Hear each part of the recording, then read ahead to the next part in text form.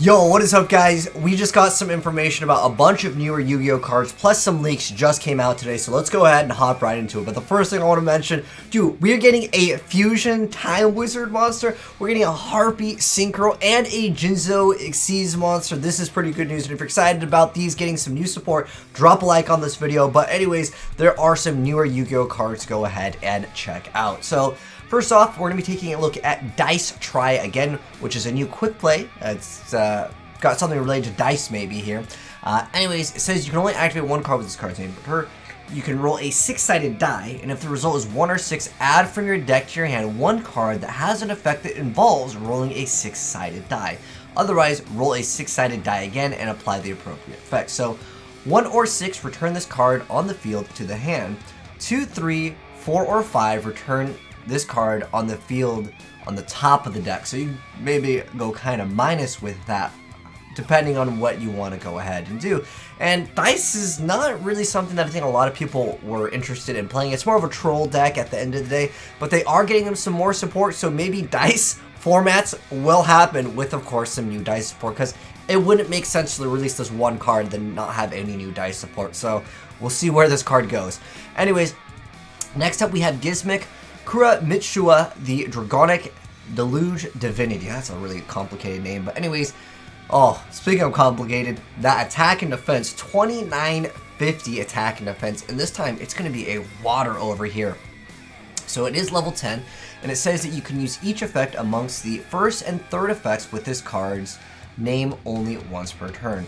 The first effect is, if 2 or more monsters is special summoned from the extra deck are on the field, you get to special summon this card from your hand. You can pay 1500 life points to destroy all monsters on the field special summoned from the extra deck. Also, you can attack with only one monster for the rest of this turn.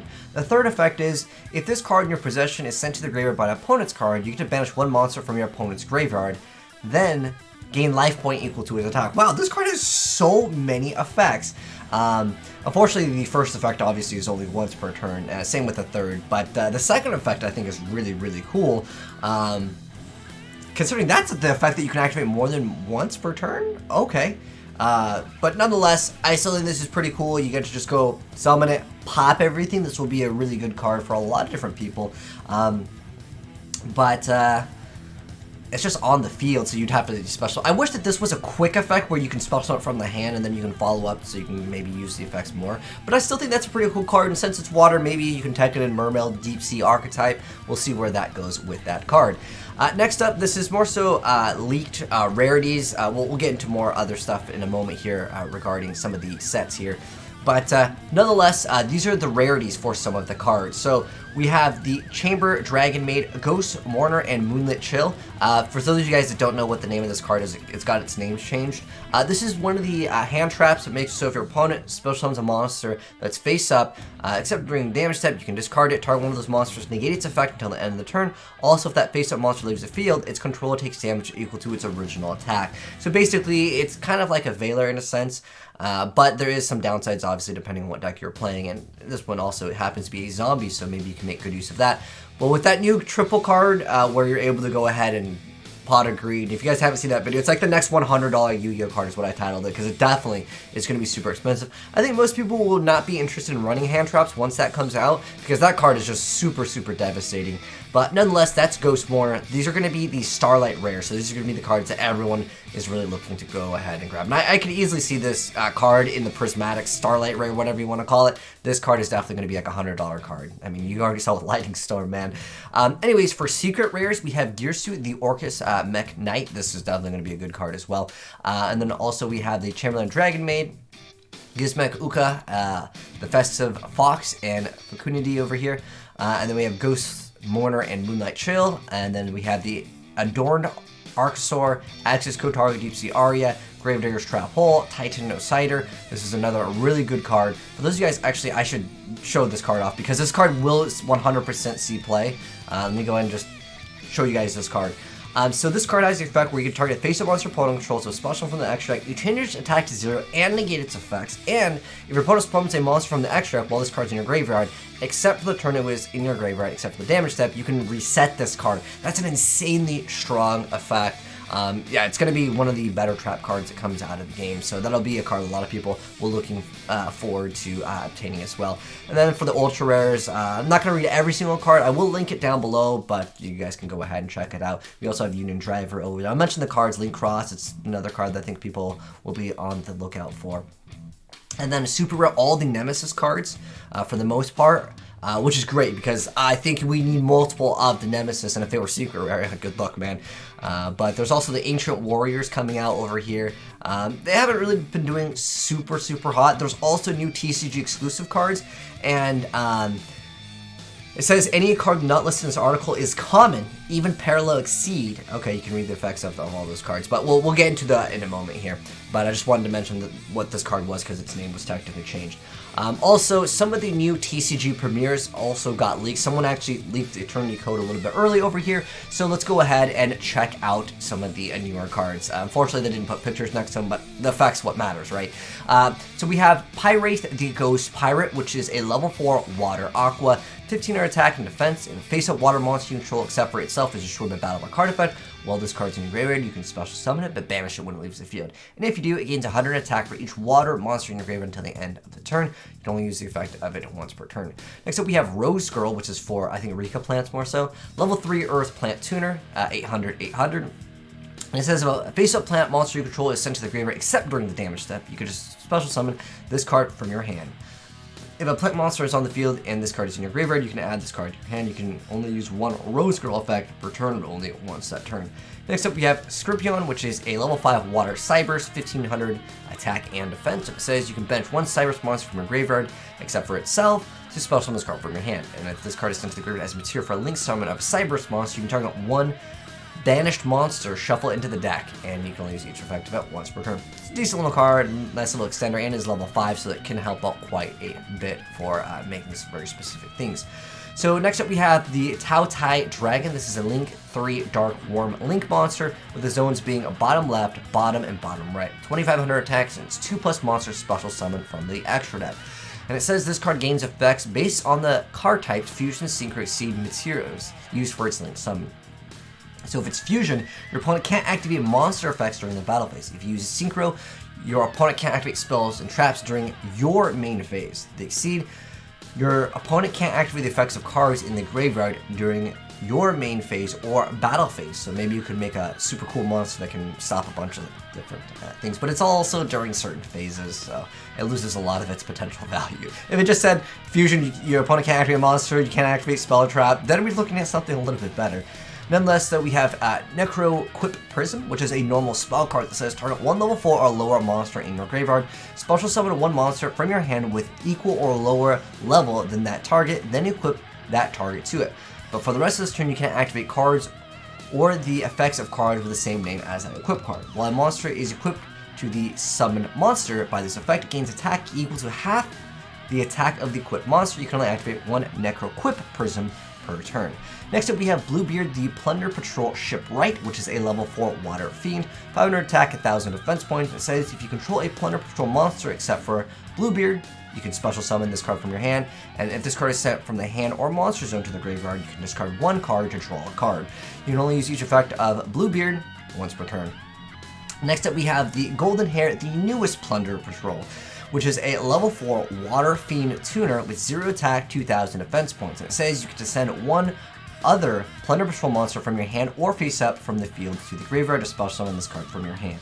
If this card is in your graveyard, you can discard one card to special summon it, but you can't special summon for the rest of the turn except for Plunder Patrol monsters. You can only use each effect of the Golden Hair once per turn. So nonetheless, there's a lot of special summoning in this deck. It's kind of like a toolbox-ish deck.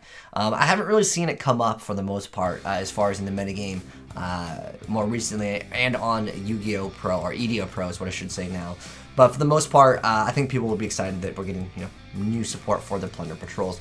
Next up, we have Plunder Patrol Lists over here. It's a level 8 Light Fiend Fusion, 2000 attack and defense. It requires 2 Plunder Patrol monsters, and it says during the main phase, as a quick effect, you get to special summon one Plunder Patrol monster card from your hand or face-up spell and trap zone. When your opponent activates a monster effect, as a quick effect, you get to discard a Plunder Patrol card, negate the activation. If you do, destroy it. Then, if this card is equipped with a Plunder Patrol card, you get to add one Plunder Patrol card from your deck to your hand.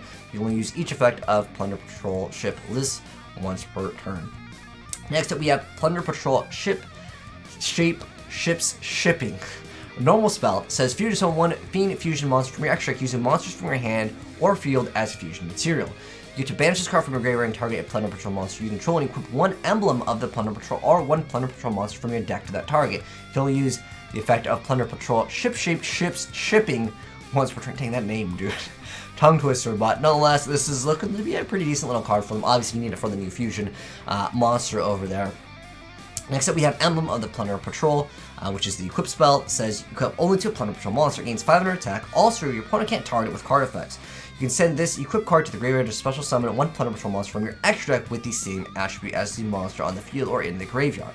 Then take the monster that was equipped with this card and equip it to that special summon monster as an equip spell with this effect. It gains 500 attack. Okay. I honestly feel like the better effect would have been whether they can't target it, but the 500, whatever, you'll take it because you can just get it. It's just free anyways, right? Next up, we have Pride of the Plunder Patrol, which is a continuous trap card that says, if your Plunder Patrol monster destroys an opponent's monster by battle, you get to draw a card. If you draw a Plunder Patrol monster, you can send this face-up card on the field to the graveyard, then activate one of these effects. If your opponent draws one card, then you can look at their hand and summon a monster from it to the graveyard. The other effect is to look at your opponent's extra deck, then you can send one monster from it to the graveyard. This could be a really good effect in knowing exactly what your opponent is playing. Maybe there's only one copy of something, send that totally awesome right over there. Or whatever card, library, anything that would be just like a one-of that makes it kind of difficult for them to try to recycle. I guess Toad technically recycles itself, Kappa, but nonetheless, if you can just get rid of it, whatever one card that's at one, I think it could be quite great.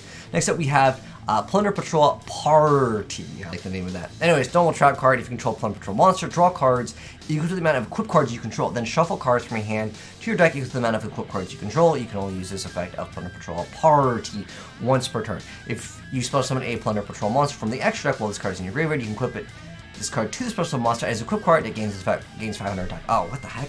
Okay, so they're trying to make it an equipped deck. I feel like usually equipped decks don't do too hot. Again, the effect, instead of this, I mean, if you could choose if it gained 500 or couldn't be targeted, that'd be so much better. And these are additional confirmed imports from these leaks over here. And then the Rarity thing, we already went over it. But yeah, these just all got kind of leaked over here a little bit early. This is also more new YuGiOh news. Mainland China to get the OCG. This is actually a really big deal.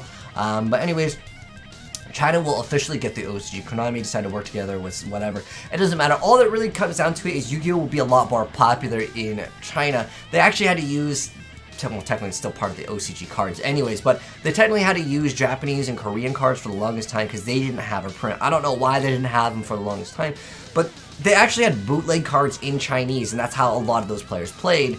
But I think most people usually just want to play YuGiOh online, so we'll see where this goes. But it could be a huge support to just YuGiOh in general, because obviously that means more people will be looking at like videos and stuff like that. Sometimes people just want to check out things in other languages.